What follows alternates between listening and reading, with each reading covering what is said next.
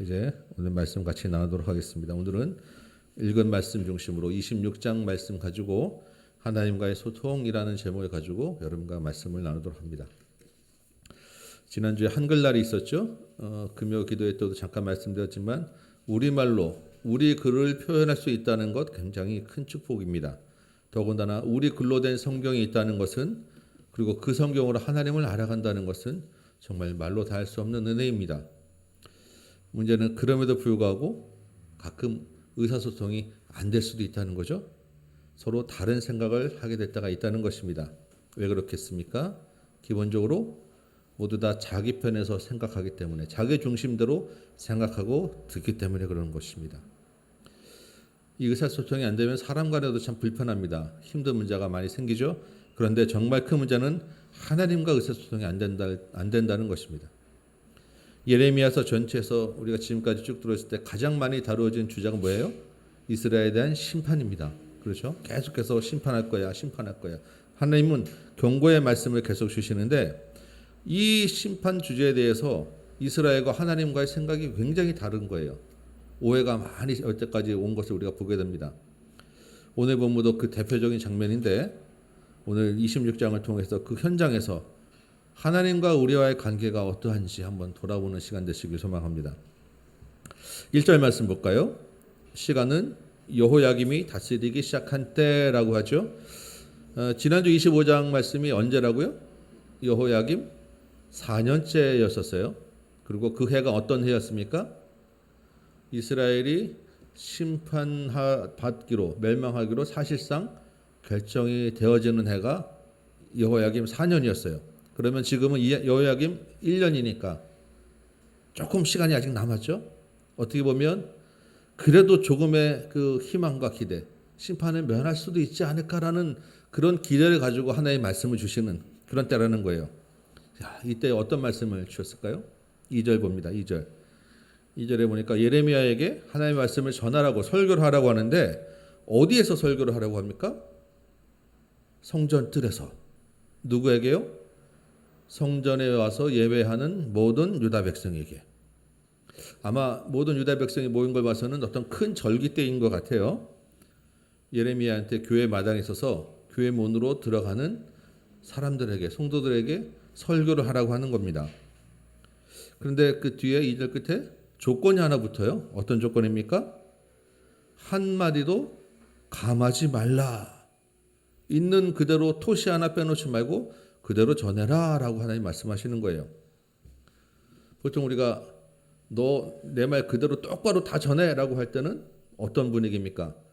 좋은 말은 아니죠. 좋은 분위기는 아니에요. 막 화가 나고 또 경고의 말을 전할 때 너 있는 그대로 똑바로 전해야 돼? 라는 이야기를 합니다. 그러면 그 말을 듣는 사람은 보통 토시 하나 안 빼고 그대로 전할까요? 대개는 조금 순화시켜서 뉘앙스는 살리지만 물을 타서 전하게 되는 게 보통이에요. 왜 그렇습니까? 있는 그대로 전하면 잘못하면 불똥이 나한테 튀길 수도 있고, 서로 나중에 또 볼 사이인데 그렇게 심하게 하는 것보다는 좋게 끝나는 게 낫지 않겠느냐라는, 그게 배려라고 생각하니까 물을 타서 좀 순화해서 전한단 말이죠. 그런데 여러분 아마 그런 경험 해보셨을 거예요. 그렇게 순화해서 전하면 어떤 반응을 보입니까? 그 뉘앙스를 잘 알아듣는 것보다는 오해가 생기죠. 거기서 또 다른 문제가 생기는 거예요. 대개는 그렇게 순화해서 전하면 그 사람이 이제 잘못했을 경우가 많단 말이죠. 그런데 그 잘못을 깨닫기보다는 보통은 그래 내가 잘한 줄 알고 적당히 하는 줄 알고 좀 황당한 반응을 그렇게 느낄 때가 아마 있으셨을 거예요. 여기서 문제가 생긴다는 것입니다. 왜 그렇게 제대로 전하지도 않고 전했을 때 다른 말이 되느냐? 역시 상대방의 마음과 생각을 가진 게 아니라 내 편에서 자기 중심으로 듣기 때문에 그런 거예요. 자기가 무슨 짓을 했는지 전혀 생각지 않고 듣는다는 것입니다. 여러분, 하나님이 지금 한마디도 감하지 말라고 하는 말씀이 굉장히 중요한 말씀이에요. 하나님의 말씀이 그만큼 엄중하다는 것입니다. 오늘 이 말씀에만 국한되는 것이 아니라 사실은 하나님의 말씀, 모든 말씀이 다 한마디도 감하지 말고 들어야 되는 중요한 말씀이라는 것입니다. 3절 말씀 볼까요? 하나님 뭐라고 하세요? 그들이 듣고 혹시 각각 그 악한 길에서 돌아오리라. 그리하면 그들에게 내리려던 재앙을 돌이키리라 라고 하십니다. 이게 하나님이 하고 싶은 진짜 말씀이었어요. 하나님이 그래서 이 의도를 가지고 혹시 돌아올까 싶어서 그런 의도를 가지고 토시 하나 빼놓지 말고 감하지 말고 전하라고 한 거예요. 그런데 보통 그 말씀을 전하는 사람이나 그 말씀을 듣는 사람은 그 의도를 그대로 듣지 않고 어떻게 들어요? 뒤에 있는 그 다음에 하나님이 재앙을 내릴 거야 라는 겁주는 말씀을 하거나 하나님이 복 주실 거야 라고 하는 이런 말씀만 귀에 듣고 전한다는 것입니다. 여러분, 말씀 앞에서 우리 자세는 정말 겸손한 자세를 가져야 합니다. 하나님이 주시는 말씀 그대로 받는 자세가 중요한 거예요. 정말 감사한 것은 하나님이 정말 친절하세요. 그래서 하나님께 겸손히 나를 내려놓고 하나님 어떤 말씀하십니까? 라고 물으면 하나님이 정말 잘 인도해 주시고 잘 알려주시는 거예요. 그러면 우리가 크게 벗어날 일이 잘 없습니다. 하나님의 말씀을 감하여서 전하기 때문에 하나님의 말씀을 감하여 듣기 때문에 우리가 문제가 생기는 거래요. 하나님과 겸손히 마음을 통하는 저 여러분, 하나님의 말씀을 그대로 듣는 저 여러분 되시길 소망합니다. 이제 4절부터 이제 하나님의 말씀을 설교의 말씀이 나오는데 오늘 사실 이 26장의 하나님의 설교, 예레미야를 통한 설교는 앞에서 한번 우리가 나왔었어요. 예레미야 7장에서 이미 성전 설교를 하고 한번 저와 여러분이 같이 나눴던 말씀입니다. 그때 어떤 말씀을 나눴었죠? 여러분 기억하십니까? 예레미야 쪽에서 하나님이 이렇게 말씀하세요. 성전 문 앞에 서서 이것이 여호와의 성전이라, 여호와의 성전이라, 여호와의 성전이라고 하는 거짓말은 믿지 말라. 그 당시에는 아마 굉장히 충격적일 거예요. 성전 문을 들어간 사람한테 이게 여호와의 성전이라고 하는 거짓말은 믿지 마라. 왜? 이 성전을 들어가면서 너희들이 도둑질하고 살인하고 간음하고 거짓 맹세하고 다른 우상을 섬기기 때문에. 그러니까 너희는 이 성전에 들어가서 예배하는 게 중요한 게 아니라 길과 행위를 바르게 하라. 그것이 나에 대한 하나님에 대한 참 예배다라는 것이 지난 7장의 설교 말씀이었습니다. 그 말씀을 다시 4절부터 7절까지 해서 요약해서 다시 반복하고 있는 거예요. 오늘 4절 말씀 보니까 이렇게 이야기합니다. 너희가 나를 순종하지 아니하며 내 율법을 행하지 아니하였다. 살인하지 말라, 도둑질하지 말라, 거짓 맹세하지 말라. 다 10계명이었던 거예요. 하나님의 가장 중요한 계명, 하나님의 율법을 행하지 않았다. 그래서 하나님의 말씀을 순종하지 않았다. 5절 보니까 하나님이 꾸준히 선지자들 보냈습니다. 그런데 듣지 않았다라는 것이죠. 그래서 그 결과가 어떻게 될 거라고요? 6절 보니까 이 성전을 실로같이 되게 한다라고 합니다. 7장에서도 똑같은 말씀이 나왔어요. 실로같이 되게 할 것이다. 여러분 실로가 어디죠? 실로는 지명인데 왜 실로라는 말이 나느냐? 이전에 이 성전이 있기 이전에 실로라는 곳에 하나님의 그 언약궤가 있었고 그것이 그 이스라엘이 갖고 나왔던 그 성막 회막이 같이 있던 곳이에요. 그러니까 지금은 예루살렘이 성전에 있는 곳이지만 이전에는 실로가 성전에 있던 곳이라는 거예요. 그런데 어떤 일이 있었습니까? 사무엘 시대, 엘리 제사장 시대에 이 언약궤를 가지고 블레셋과의 전투할 때 갖고 나갔단 말이죠. 그런데 거기서 처참하게 패하고 언약궤를 빼앗겼어요. 블레셋 군대한테 성경에는 자세히 나오진 않지만 그 실로에 있는 성막도 다 불타버린 것 같습니다. 그 실로가 더 이상 하나님의 성소가 있는 것이 안 된 거예요. 이스라엘 백성들이 그때 왜 언약궤를 가지고 전쟁터에 나갔겠습니까? 언약궤 위에 하나님이 계시다고 생각했기 때문이에요. 그러니까 언약궤를 가지고 나가면 자연히 하나님이 그 같이 전쟁터로 가실 거고 그러면 그 하나님의 힘을 이용해서 우리가 이길 수 있을 것이다 라고 생각했던 거죠. 하나님을 그 언약궤 위라는 공간에다가 딱 제한시켜 놓은 거예요. 그리고 그 제한된 하나님은 사람들이 자기들이 자기 입맛대로 이용하고 조정할 수 있다고 생각한 것입니다. 그런데 지금 예레미야 시대 예레미야를 통해서 하는 하나님의 말씀을 보면 이 이스라엘 백성들이 아직도 그 생각에서 벗어나지 못하고 있는 거예요.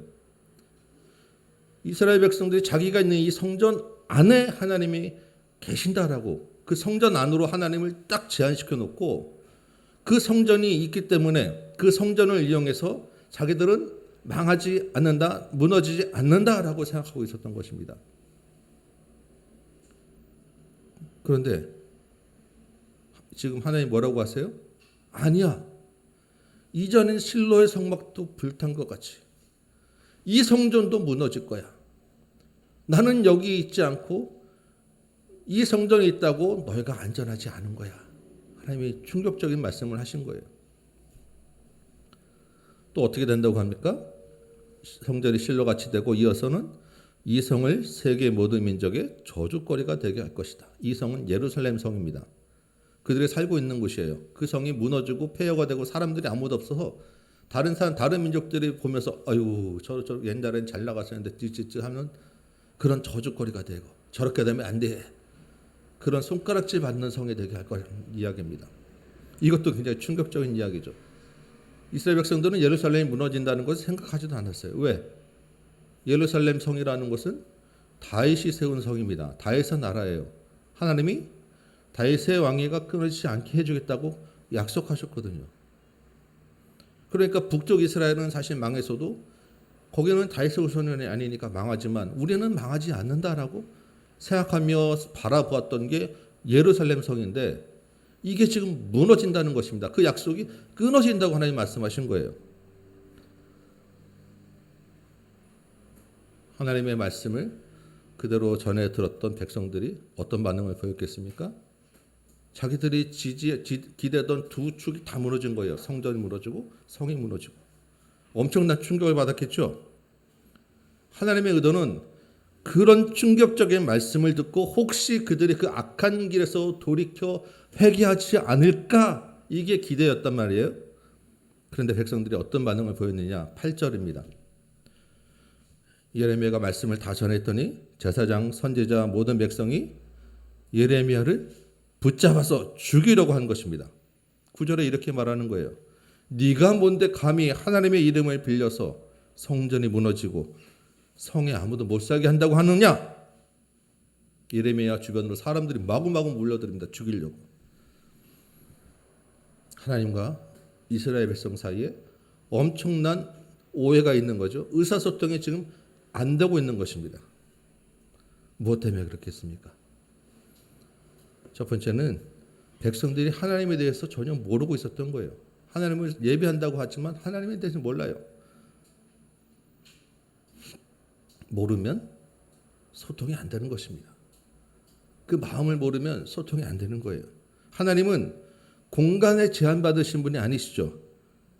그런데 이스라엘 백성들은 자기가 그렇게 제한할 수 있다고 생각하는 그런 엄청난 무지가 있었던 것이고, 두 번째는 뭡니까? 이러한 하나님에 대한 무지가 하나님을 자기가 조종할 수 있다고 생각한 것입니다. 그래서 하나님을 이용하려고 했던 거예요. 모르니까 자기 편한 대로 자기 중심적으로 생각하게 된 것입니다. 여러분, 하나님이 어디 계십니까?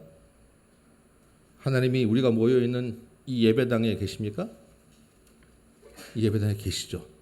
하나님 여기 계세요.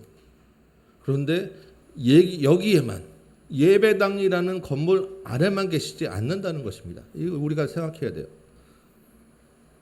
하나님이 어디 계시냐 그러면 하나님은요, 너희는 내 백성이 되고 나는 너희 하나님이 되어준다는, 아까 우리 암송했었잖아요. 그 언약의 말씀에 계시는 거예요. 언약궤와 성전이라고 하는 건 보이는 그냥 형상입니다. 실제 하나님은 보이는 공간에 계신 게 아니라 이 약속의 말씀 위에 계시다는 거예요.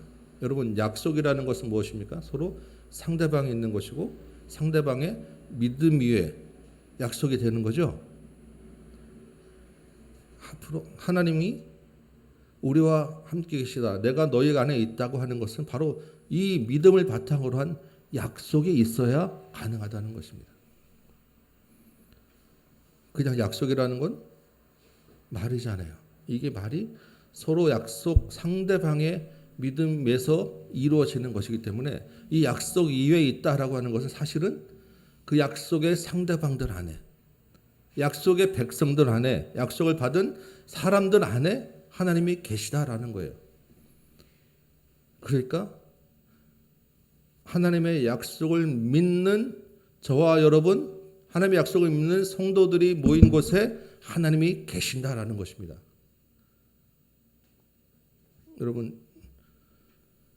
여러분과 자녀들이 한 가족이라는 것, 부모와 자식 간에 서로 믿고 사시죠. 얘가 내 애가 아니야. 저분은 우리 부모가 아니야라고 생각하고 사십니까? 아니죠. 한 가족이라고 하는 것은 장소에 제한받지 않아요. 여러분, 자녀와 떨어져 있다고, 가족이 어떤 다리 밑에서 있다고, 초가 삼간에 있다고, 미국과 한국에 떨어져 있다고 가족이 아닙니까? 가족은 어디에 있든지 장소에 있지 않든지 가족인 거예요. 우리 가족이라는 믿음이 그 울타리 안에서. 하나님이 부모가 자식을 낳은 것 같이 하나님의 백성을 낳았습니다. 그래서 우리는 한 가족이 되고 너희는 내 백성, 나는 내 하나님이 되어주겠다는 약속을 주신 거예요.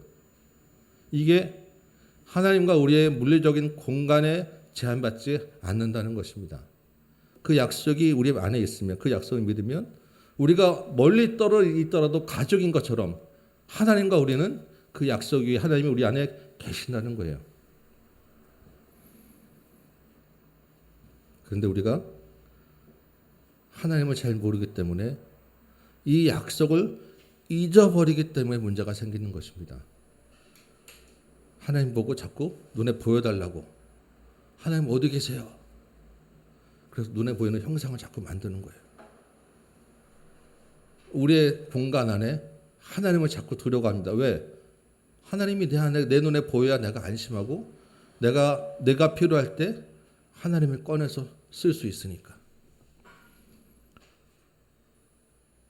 하나님을 잘 모르기 때문에 일어나는 것이고, 하나님을 모르기 때문에 믿지도 못하는 것이고, 내 생각대로 내 편한대로 하나님을 만들어가는 것입니다. 여러분, 우리의 삶 가운데서 하나님의 약속이 얼마나 이루어진다고, 하나님이 우리와 함께 하신다고 얼마나 생각하고 사세요? 여러분, 그런 거 생각해 보신 적 있으세요?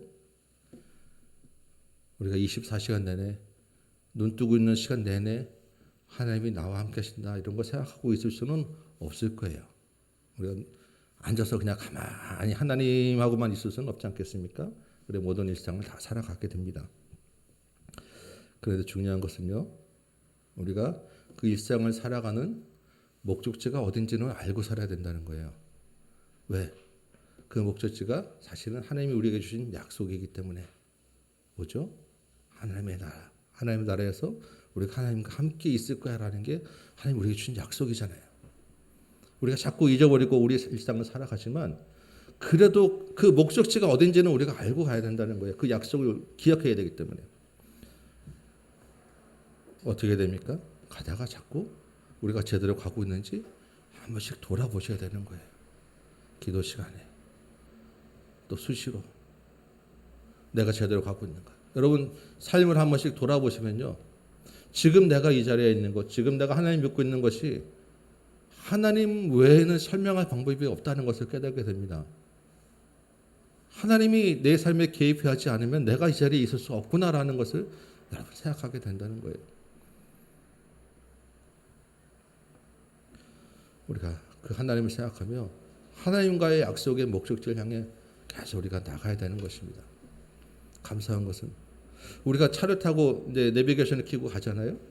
내비게이션이 있다는 거예요. 우리에게 주시는 하나님의 약속의 내비게이션이 있다는 것입니다. 가다가 우회전해라, 좌회전해라 알려주는 내비게이션이 있다는 거예요. 하나님이 그냥 막연히 만나자라고 끝이 아니라 여기까지 갈 수 있도록 우리 가운데 내비게이션을 켜주셨다는 거예요.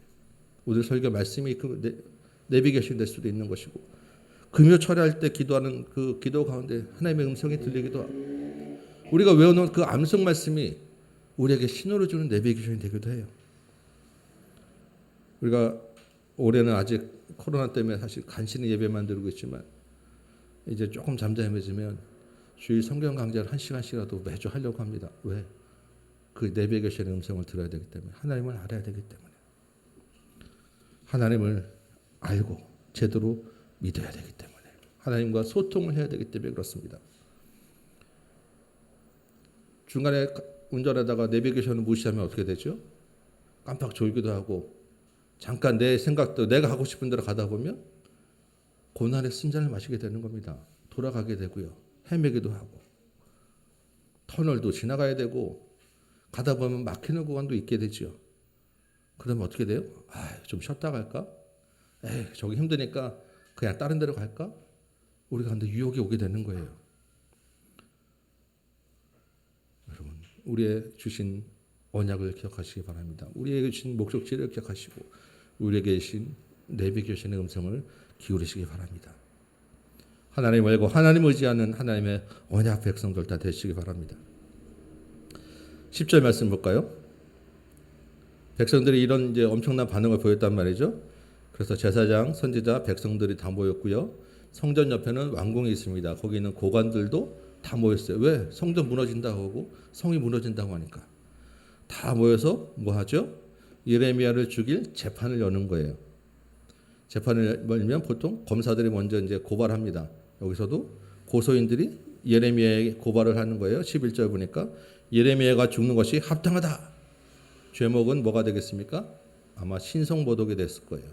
반역죄가 적용됐을 수도 있습니다. 다 예레미야를 죽여야 된다라는 분위기. 지금 예레미야가 죽기 직전 마지막입니다. 이제 검사 고발인의 이제 이야기가 있었으니까 뭐가 돼요? 피고가 최후의 변론을 하는 거예요. 예레미야가 말합니다. 12절에 여호와께서 나를 보내사 이 예언을 하게 하셨어. 그러니까 너희는 하나님의 말씀을 듣고 회개하라. 그리하면 뜻을 돌이키리라. 예레미야가 먼저 하나님의 말씀을 다시 한번 요약해서 이야기하죠. 이건 하나님이 하신 말씀이야. 그런데 사실 이 말씀을 백성들이 들었어야 되는데 이미 이 말씀은 백성들이 귀를 다 흘러버렸단 말이에요. 정말 중요한 말씀을 제대로 안 들었어요.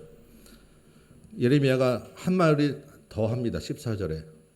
14절부터 나는 너의 손에 있어. 그러니까 너의 의견에 좋은 대로 옳은 대로 해. 죽이려면 죽이고 말려면 말어. 이 말이겠죠. 그 대신에 너희가 나를 죽이면 반드시 무죄한 피를 너희 몸과 이 성과 이 성 주민에게 돌리게 될 것이다. 이는 여호와께서 진실로 나를 보내사 이 모든 말을 너희에게 말하게 하셨습니다. 요지가 뭡니까? 나 진짜 하나님이 보낸 사람이야. 나 죽이면 그 무죄한 죄 죽인 그 핏값 너희가 당하게 될 거야. 이 얘기거든요. 자, 이 최후의 변론을 들은 후에 재판의 결과가 어떻게 되었을까요? 16절 고관들 백성들 제사장이 고관들과 백성들이 제사장 선지자에게 말하죠. 이 사람이 우리 하나님 여호와의 이름으로 말하였으니 죽일 만한 이유가 없느니라. 무죄 선고가 되는 거예요. 무죄다. 죄가 없다는 것입니다. 바로 앞에서 예레미야를 죽여야 된다고 막 백성들이 모여들었는데 이 한마디 듣고 죽일 이유가 없다고 갑자기 바뀐 거예요. 그러더니 17절에 그 사람들 중에 그래도 장로급 되는 사람들이 몇 명씩 일어나서 이런 얘기를 하는 거예요. 18절 이하부터 이런 얘기합니다. 옛날에 히스기야 왕 시대에 미가라고 하는 선지자가 있었다. 그런데 그 미가가 예레미야처럼 그 당시에도 예루살렘 성이 무너질 거야, 성전이 무너질 거야 라고 예언을 했었다. 그런데 그 예언을 듣고 히스기야가 하나님께 기도했더니 그 재앙이 이루어지지 않았다. 히스기야 왕은 그리고 그 말을 한 미가를 죽이지 않았다. 그러니까 지금 이 예레미야를 죽이면 우리가 그 재앙을 스스로 지금 우리에게 불러들이게 되는 거니까 예레미야를 우리도 죽이지 말자. 죽이면 안 된다라고 이야기를 하는 것입니다. 좀 황당하죠? 바로 앞에 얼마 전까지 신성모독으로 막 죽이겠다는 사람들이 갑자기 무자라고 하고 예레미야를 진짜 하나님의 사람처럼 성경에 있는 그 사례까지 들어서 지금 이야기를 하는 거예요. 갑자기 이 사람들이 회개할 마음이 들었을까요? 그건 아니겠죠. 15절 본 있던 나를 죽이면 니네 무지한 그 피를 흘리게 되고 그 피값을 니네가 당하게 될 거야 라고 이 말 한마디에 갑자기 겁이 확 들었던 거예요. 진짜 예레미야가 하나님의 선지자면 어떡하지? 두려워했던 것입니다. 이 히스기야 시대의 미가 선지자의 얘기는 참 잘 맞지 않는 사례죠. 사실은 이 미가라고 하는 사람은 우리가 아는 그 성경에 있는 미가 선지자입니다. 그 미가 선지자 미가서 오늘 인용된 말씀도 미가서 3장 12절 보면 미가가 진짜 미가도 백성들의 그 이스라엘의 그 회개를 촉구했으니까 성이 폐허가 될 거고 성전도 무너질 거라고 예언을 했어요. 그런데 히스기야가 이 미가 선지자의 말을 듣고 회개를 하였느냐? 히스기야가 신실한 왕이니까 선지자의 말을 들었을 것입니다. 그렇지만 딱 그렇게 나타나진 않아요. 그리고 히스기야가 미가를 죽이지 않은 것은 그런 이유 때문에 죽이지 않은 것은 아닙니다. 히스기야가 하나님 사람이었기 때문에 그런 거지. 사실은 히스기야 시대에 미가가 한 예언은 이루어지지 않았어요. 그러니까 어떻게 보면 미가는 거짓 예언한 것처럼 이 사람들이 지금 생각하고 있는 거예요. 그런데도 히스기야가 죽이지 않았는데 진짜 이 사람이 하나님에서 예레미야가 하나님의 사람인데 우리가 죽이면 우리가 정말 큰일 날 거야. 그러니까 죽이면 안 돼. 지금 이런 이야기를 하고 있는 것입니다. 여러분 이 상황이 지금 우리에게 주는 메시지가 뭐가 있을까요? 참 황당한 이야기고 우스운 이야기인데 이 가운데 우리가 받아들일 진리가 있는 거예요. 하나님을 제대로 알지 못하면 진리를 분별하지 못하고 바람에 나는 겨와 같이 흔들린다는 것입니다. 믿음에 굳게 말씀에 시냇가에 심은 나무처럼 뿌리가 굳게 내리면 하나님의 말씀을 분별하고 흔들리지 않아요. 그런데 이 사람들은 하나님의 말씀에 굳게 그 뿌리 내린 게 아니기 때문에 진리를 분별하지 못하고 그저 그때 당하는 일에 자기애가 해가 되지 않으면 따라가는 것입니다. 지금 이 시대에 우리가 분별해야 될 일이 얼마나 많습니까? 각종 이단이 난무하고 있죠. 각종 신학 이단도 많습니다. 다 각각 자기가 살아온 신앙에 따라서 그 색채에 따라서 이게 옳다 저게 옳다라고 이야기하는데 그런 말들 때문에 사실 서로 상처가 되기도 하고 서로 실패를 주고받게 되는 게 지금 우리 상황 아니겠습니까? 정치적으로 경제적으로 문화적으로 이게 과연 하나님의 뜻에 맞는 것인지 판단해야 될 일이 얼마나 많습니까? 근데 우리가 하나님의 말씀을 잘 모르면 흔들리게 되고 따라가게 되고 불안하게 된다는 것입니다. 두려워하게 된다는 거예요. 그 두려움 때문에 결국 우리 신앙을 놓치게 될 수 있다는 것입니다. 여러분 혹시 지금 불안하십니까? 진리에 굳게 서시기 바랍니다. 두려워하지 마시기 바랍니다. 하나님을 알고 하나님의 마음을 알고 하나님과 소통이 되면 우리 진리를 알기 때문에 답을 알기 때문에 두려워하지 않는다는 것입니다. 하나님의 마음을 아는 일에 우리가 힘써야 한다는 거예요. 이 20절부터는 이 사람들이 이제 또 한 사람의 예가 또 보여집니다. 이 성경에서 다른 데서 나오지 않는 한 사람이 등장하는데 기럇 여아림 스마야의 아들 우리야라고 하는 선지자입니다. 우리야라고 하는 선지자인데 이 우리야라고 하는 사람이 이 예레미야와 동시대 사람이라는 거예요. 그리고 그 예언의 내용도 비슷하다는 것입니다. 예레미야처럼 이 우리야도 성전이 무너지고 성이 무너질 거야 라고 하는 예언을 했다는 거예요. 그런데 문제는 21절에 보니까 이 우리야의 말을 듣고 왕과 고관들이 우리야를 죽이려고 했다는 것입니다. 왜? 예레미야랑 똑같죠. 예레미야도 죽이려고 지금 했잖아요. 그러니까 우리야도 죽이려고 했어요. 우리야가 그 자기를 죽이려고 한다는 그 얘기를 듣고 도망을 갔습니다. 어디로? 저 멀리 애굽으로 이집트까지 도망을 갔어요. 그랬더니 왕이 이집트까지 사람을 보내서 우리야를 잡아온 거예요. 그리고 잡아와서 죽였습니다. 그 죽인 그 시체를 정중히 장사 지낸 것도 아니고 평민의 묘에다 사실상 갖다 버렸다라는 것입니다. 본문의 마지막에 갑자기 이 이야기는 또 왜 끼어들었을까? 일단은 그만큼 지금 예레미야가 처한 상황이 위험하다는 거예요. 우리야처럼 그렇게 죽을 상황이었다는 것입니다. 예레미야도 똑같은 예언했으니까 저기 도망가서 애국까지 쫓아와서 잡아 죽일 만큼 그렇게 위험한 상황에서 위험한 예언을 했다는 거예요. 그런데 하나님이 그 위험한 상황 가운데서 예레미야를 보호해 주셨다라는 것입니다. 왜 그랬습니까? 예레미야 1장에서 하나님이 사명을 주실 때 약속하셨잖아요. 너는 가서 전하기만 해. 그러면 내가 너를 보호해 줄 거야. 노송벽 쇠기둥이 되게 해줄 거야. 하나님 약속하셨다는 거죠. 그 위험한 상황에서 예레미야를 약속을 지키고 보호해 주셨다라는 것입니다. 그래서 24절 마지막 절에 그 한 구절이 또 있는 거예요. 사반의 아들 아이감이 도와서 예레미야가 살게 되었다. 이 사반이라고 하는 사람은 그 요시아 왕 때, 요시아 왕은 그 당시에 거의 뭐 우리 지금 치면 세종대왕 같은 분이에요. 그 요시아 왕 때 성경을 말씀을 찾은 사람이잖아요. 그게 사반이거든요. 그러니까 그 당시에 최고 명문가의 사람이 예레미야를 도와줬다라는 것입니다. 그래서 극적으로 살게 되었다. 하나님이 이런저런 손을 사용하셔서 예레미야를 보호하셨다라는 이야기입니다. 그런데 여기서 제가 보면 한 가지 의문이 생기는 거예요. 그러면 우리야는 어떻게 된 건가?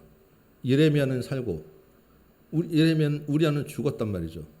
둘이 같은 시대에 같은 예언을 했는데 이 차이는 뭐냐 하는 거죠. 예레미야와 우리야의 차이가 뭘까?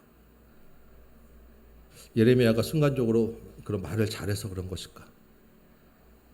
우리야는 도망을 쳤으니까 죽어도 마땅한 것일까? 성경이 사실 거기에 대해 자세히 이야기하고 있지는 않아요. 그런데 가만히 이 둘을 묵상하면서 우리에게 저에게 하나님 주신 말씀은 마음은 사명에 대한 태도가 둘 차이를 두지 않았느냐라는 것입니다. 사명. 하나님을 알고 하나님과 마음을 통하는 사람은 진리에 굳게 서서 흔들리지 않습니다. 그렇죠? 우리가 지금 이제 봤잖아요. 하나님은 그런 사람을 사용하셔서 하나님의 말씀과 하나님의 마음을 전하게 하세요. 사명을 주신다는 거예요. 왜? 의사소통이 안 되는 사람한테 가서 말 전하라고 할 수는 없는 거 아니겠어요? 하나님이 믿는 사람, 하나님과 마음이 통해서 하나님의 말을 알아듣는 사람에게 가서 내 마음을 좀 전해다오라고 사명을 주신 것입니다. 하나님의 말씀을 전하도록 부탁하신 거예요. 그리고 그 사명을 감당할 수 있도록 도와주시고 은혜를 주신다는 거죠. 예레미야에게 사명을 주시는 1장의 장면이 그런 것입니다. 내가 너를 택했어. 가서 너는 하나님의 말씀을 전해. 내가 너를 보호해 줄 거야. 그런데 막상 이 사역의 현장이라고 하는 것, 이 사명을 감당하는 현장이라고 하는 것이 그렇게 만만하지 않죠. 우리가 살아가는 것도 힘들지 않습니까? 마찬가지 아닙니까? 예레미야가 사역을 그렇게 순탄하게 하지 않았잖아요. 몇 번이나 탄식을 하고 생일을 저주하고 지금도 그렇지만 거의 죽기 직전에 가는 고생을 여러 번 하는 것입니다. 예레미야라고 두렵지 않았겠습니까? 두려웠을 거예요. 괴로웠을 것입니다. 고통스럽죠. 그러나 하나님을 알기에 진리에 굳게 서 있기 때문에 예레미야가 흔들리지 않았다는 것입니다. 사명을 피해서 도망가지 않았다라는 것입니다. 남은 사명, 이후에 20여 년 사명 감당할 수 있었던 거예요. 우리아는 어떻습니까? 똑같이 하나님의 말씀을 전했어요. 사명의 현장이 있었습니다. 그로 인한 죽음의 위협이 왔을 때 도망을 갔어요. 사명의 자리를 하나님이 결정하는 것이 아니라 자기가 결정하고 피했다는 거예요. 그런데 그것이 어디로 갑니까? 애굽으로 갔다는 것입니다. 애굽이라고 하는 것은 성경에서 늘 부정적인 곳이에요. 이스라엘 벗어나 하나님의 통치가 있는 약속의 땅을 벗어나 애굽으로 하나님을 손을 스스로 벗어난 것입니다. 하나님 대신에 자기를 생각하고 자기 편들을 생각해서 떠났다는 거예요. 예레미야와 우리야의 그 사명의 이야기를 하면 여러분들은 혹시 그럴 수 있겠다라고 하면서 그 사명이 말씀을 전하는 사명, 그래서 목회자에게만 해당된다고 혹시 생각할 수 있습니다. 아닙니다, 여러분. 목회자나 선교사에게만 해당되는 것이 아니에요. 우리 모두가 다 하나님의 종입니다. 하나님을 믿는 우리에게 하나님이 다 사명을 주셨어요. 하나님이 사실을 아는 백성들에게 다 부탁하신 사명이 있다는 것입니다. 여러분의 사역지가 어디예요? 여러분의 가정입니다. 여러분의 삶의 터전이에요. 여러분이 하나님을 알고 하나님을 의지하기 때문에 여러분의 부모의 사명을 끝까지 감당하셔야 하는 것입니다. 하나님을 알기 때문에 자녀를 사랑하셔야 되는 거예요. 자녀가 하나님을 아는 일에 끝까지 여러분 힘써야 하는 것입니다. 여러분에게 주신 하나님의 사명이기 때문에 하나님을 믿고 하나님을 따르기 때문에 여러분 부부가 하나 되어야 하는 것입니다. 배우자를 사랑하셔야 되는 거예요. 힘들게 하고 마음에 안 든다고 여러분 도망하면 안 되는 것입니다. 사랑하는 것을 포기하시면 안 되는 거예요. 하나님이 맡기신 우리에게 부탁하신 고아와 과부와 나그네가 여러분 우리 주위에 있습니다. 그 일을 우리가 해야 되는 거예요. 이삭헌금 여러분 엄중한 부담을 가지고 우리가 감당해야 될 일이라는 것입니다. 도덕적으로 윤리적으로 우리가 신실해야 될 이유가 여기에 있는 거예요. 하나님의 백성이기 때문에 하나님이 우리에게 하나님의 거룩한 백성으로 살라고 주신 사명이기 때문에 이웃을 사랑하라. 하나님이 주신 정말로 중요한 부탁입니다. 왜? 그들 가운데 하나님께로 돌아올 영혼이 있기 때문에 하나님의 말씀을 전할 사람이 우리기 때문에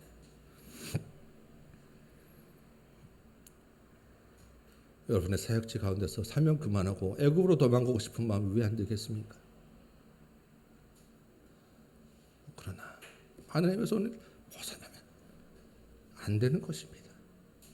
왜? 우리는 하나님과의 언약의 백성이기 때문에 이제 그만 내 마음대로 나도 내 인생 좀 살아보고 싶은 마음이 왜 안 들 수 있겠습니까? 그러나 하나님은 알기 때문에 우리가 그 마음이 하나님이 주시는 마음이 아니라는 것을 분별해내야 되는 것이고 그 어려움 가운데서 우리가 흔들리지 않고 그 약속의 자리를 굳게 지키고 나가야 되는 것입니다. 이게 하나님이 오늘 주시는 말씀이에요.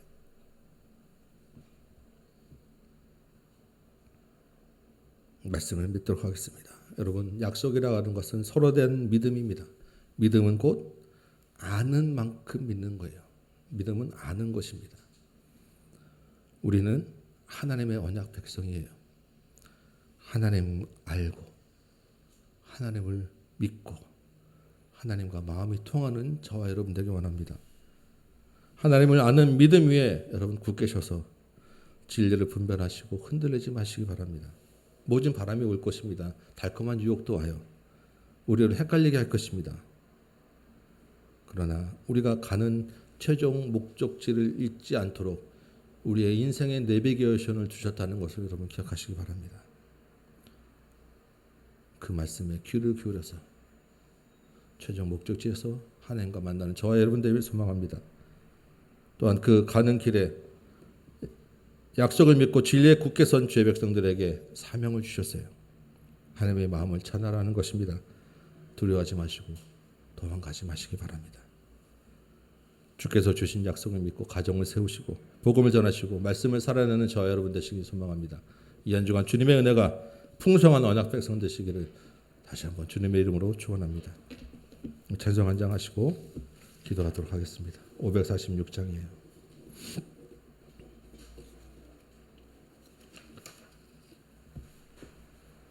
(546장) 찬송합니다.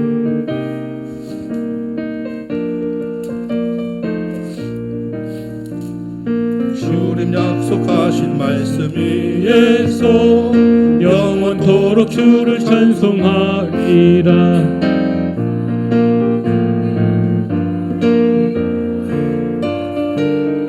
서리라. 굳게 서리 영원하신 말씀 위에 굳게 서리. 굳게 서리 그 말씀 위에 굳게 서리라. 주님 약속하신 말씀 위에서 세상 염려내게 언습할 때에 용감하게 서 싸워 이기며 약속 믿고 굳게 서리라. 굳게 서리 영원하신 말씀 위에 굳게 서리. 굳게 서리 그 말씀 위에 굳게 서리라. 주님 약속하신 말씀 위에서 영원하신 주의 사랑 힘입고 성령으로 힘써 싸워 이기며 약속 믿고 굳게 서리라. 굳게 서리 영원하신 말씀 위에 굳게 서리. 굳게 서리 그 말씀 위에 굳게 서리라. 주님 약속하신 말씀 위에서 성령 인도하는 대로 행하며 주님 품에 항상 안식 얻으며 약속 믿고 굳게 서리라. 굳게 서리 영원하신 말씀 위에 굳게 서리.